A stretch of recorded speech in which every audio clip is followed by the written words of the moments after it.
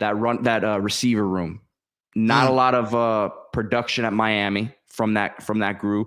Right. It's interesting because you actually have brought in a good amount of production between CJ Daniels, Tony Johnson, and Keelan Marion. But like between Tony Johnson, who there's a lot of people who are excited about him, but we understand that I think Malachi Tony's upside will probably, have him on the field right away and making him a feature part of the offense. But Keelan Marion as well, those guys are interesting to me because they're going to be probably playing, at least Marion's going to be playing a different role than he did at BYU. You're probably going to ask him to do a little bit more. But I really, to me, the guy that I'm most looking forward to is CJ Daniels here.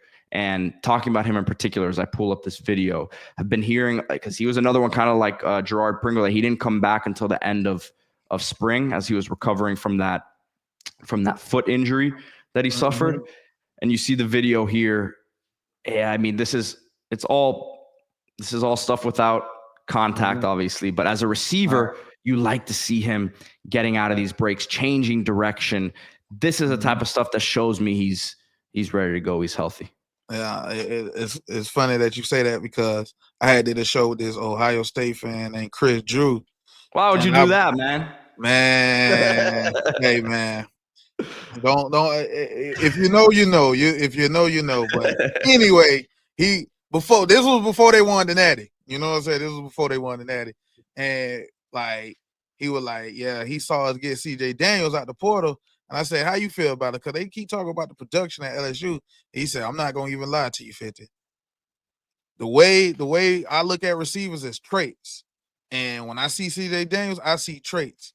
And he spent back to, he remembered Jameson Williams didn't have that many yards and stuff at Ohio State. And he started. He told me, he said the man started. When he went to Alabama, you saw what he did because of those traits. And that's what I see right here. I ain't saying he Jameson Williams because they two different receivers, but you can see it. Like, you see that he's going to be getting first down. He's going to be making the tough catches and look like he's going to be routing people up too. So it just one of those, like, yeah, nah, that man look real, real good. And he going to really give us, I think he going to give us more production than what Horton did that year. I'm not saying he's going to be better than Horton because I don't know what Horton going to do in Bama. But I'm talking about for us at Miami, we're good. We're good. Definitely with CJ. The thing with CJ that is very interesting with me, 50, is I go back to what Brian Kelly was saying about him back, and I have the article pulled up. This is last November, right? CJ Daniels, guys, he came in from Liberty as one of the best downfield threats in the country, and he did not have a great year at LSU. He was messed up. His foot was messed up, right? Right. A lot of times you will hear these coaches, a guy, even though he was hurt, they're not going to go out there and really like talk about a guy too positively unless they really believe him. And then let's go back to who we're talking about here. This is Brian Kelly, who, the word on him is not that he's the nicest guy to play for, right? So reading these quotes, and it's interesting because this is before CJ Daniels had entered the portal. This is like when it looked like he was coming back. This is the last week of November. This was his quote on him. He said, "We're just excited about having him with us. And all indications are he's going to be back next year." Okay. So that's one thing. This is the next one. He's a great leader and he's been a glue guy for us in terms of consistency every single day, playing through a more significant injury than people realize. And he played through it, 50. So he's not a guy who just sat and wasn't trying to, like, he was trying to go to the league last year. Right. He went to LSU to make that move to go prove he could do what he was doing at Liberty and then make the move to the league. He could not do that because he was not healthy. Right. And he said he's had a pre-existing condition, a heel injury that's almost a dislocation, that I don't know how he does it. So I guess out of that quote, that would be really the only thing that I'm concerned with, that he says it was a pre-existing condition, that it was something that he kind of came there with and was dealing with. But I think that's part of the reason, from what I understand, Miami pretty much took it real slow with him during spring. He didn't, again, I remember the first day he was back at practice. There was like a week and a half, 2 weeks maybe left of spring ball. And Kevin Beard was pumped. He kept saying, Siete's in the building. He kept yelling it. Like you could see the energy that it brought the group, because as you talk about there, he's been one of those leaders, even though maybe when he came to Miami, he was still getting his heel right, his foot right, that he wasn't 100% at that time. But from what we hear, and then we see these videos coming out, I get it. They're in shorts and t-shirts, right? But he's going hard in those videos, and again, the movements that he's doing, it's like he's planting, he's cutting, he's changing directions, and if he's got all that in the bag, then I have no concerns about what he can be for this Miami team this year. Me either. And I remember I saw an interview he did. It was like him and like, I guess, teammates from his high school or something, and he was talking about this caught my eye when he talked about it. He was like, he was mad that he didn't get the ball against Florida because he was cooking them DBs. I love to hear that. Plus, you know what I'm saying, as he was cooking them DBs, he also was talking about like the way it was set up. Like when he was in Liberty, he used to play outside, inside. They moved him around. He said he can't wait to get back to that.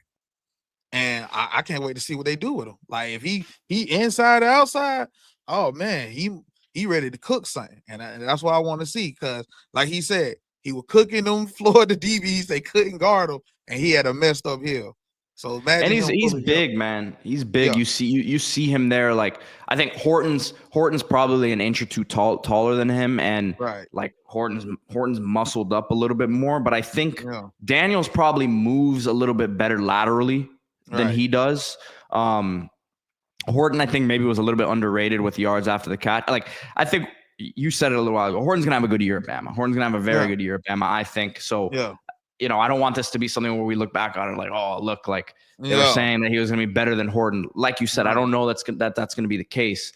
But I think his skill set is very, very important for what Miami has, because body type wise, the only other bigger bodied receiver you really have, I mean, Chance Robinson is bigger, but and we're getting some questions about him.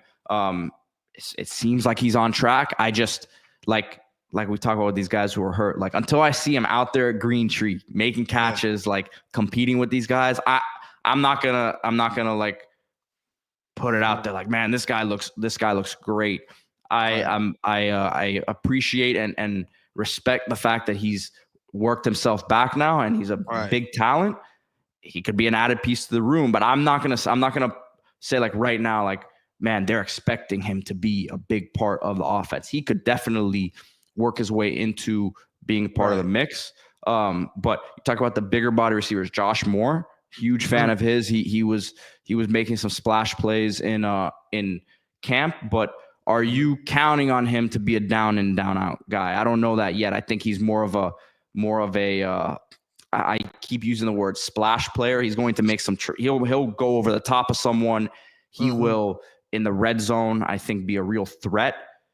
But I think for right now, CJ Daniels is probably that closest thing to a bigger physical body target. That, as we've seen, Carson Beck likes to throw the ball up and let his receivers go make a play on it. Yeah, and with CJ Daniels, like what you said, his leadership, right? For Josh Moore, he gonna need that. You know what I'm saying? Upshaw, they gonna need him. Like CJ Daniels. Malley, you know what I'm saying? He need that. Like you said, KB was hype when the man was back. So that means he bringing that.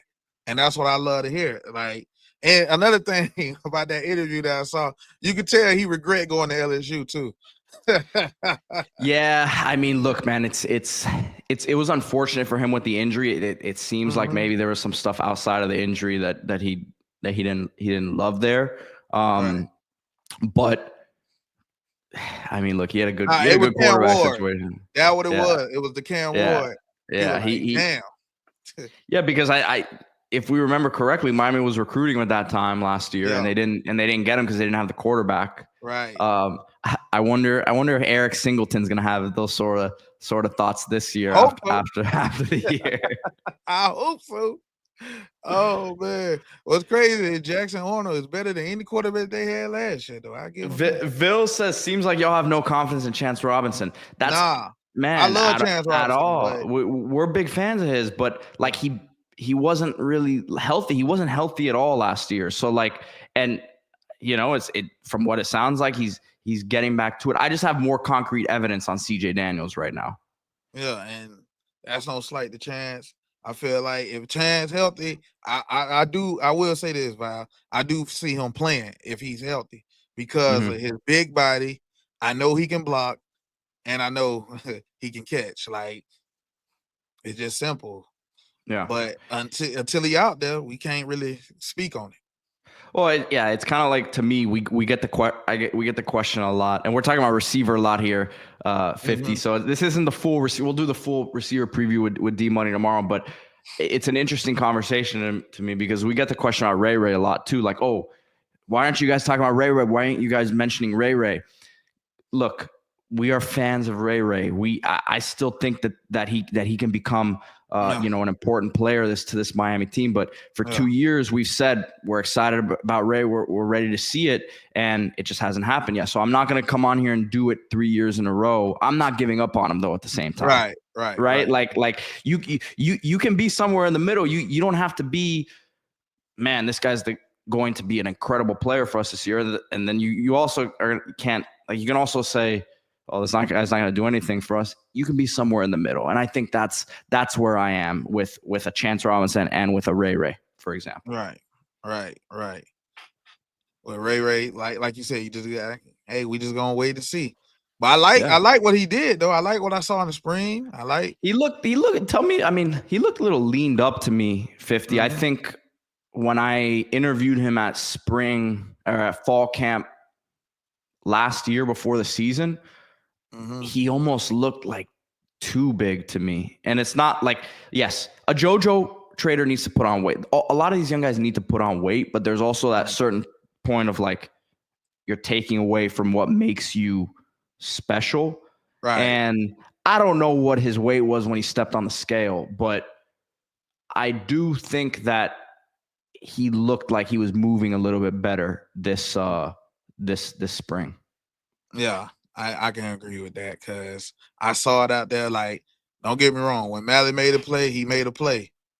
But Ray were right there making plays too. So it was just one of those, like, I saw the competition. I love what I saw. I'm like, yeah, they making each other better. And he's saying all the right things. So he stuck around, and we saw, like, I know Mario still used, like we've talked about, Mario had him taking Tristan Keys around. So this is someone he's a part of Mario's vision for this program. This is we see guys who get kicked to the curb. We see guys who, they kind of push out the door. That has not been the case with Ray whatsoever. And I always say, man, keep a close eye on those guys because there's normally a reason why the staff wants to keep them around.